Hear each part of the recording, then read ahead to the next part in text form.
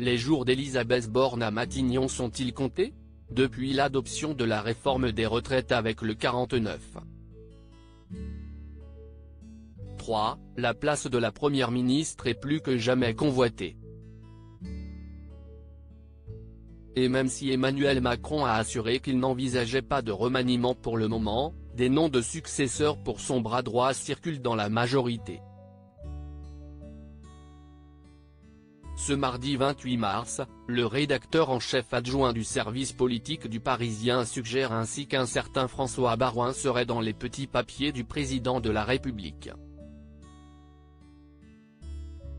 Maire de Troyes depuis près de 28 ans, le compagnon de Michel Larocque a failli revenir sur le devant de la scène lors de l'élection présidentielle de 2022, lorsque les Républicains réfléchissaient à un candidat capable de détrôner Emmanuel Macron.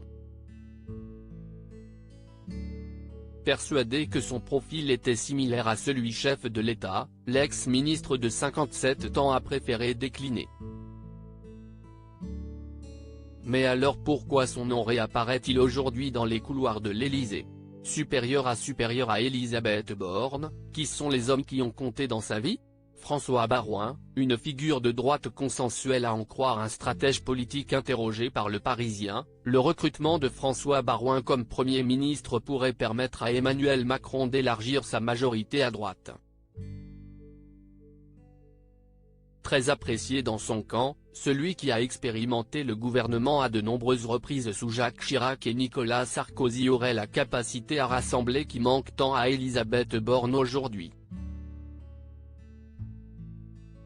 Avec le soutien des LR, dont François Baroin fait partie depuis sa création, le spectre de Marine Le Pen pourrait également être distancié.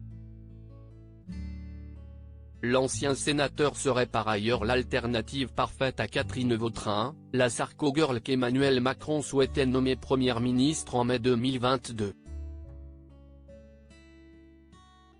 Face à la pression de ses conseillers, circonspect quant à l'engagement de la principale intéressée dans la manif pour tous, le président avait renoncé à contre-cœur à l'ex-ministre de 62 ans.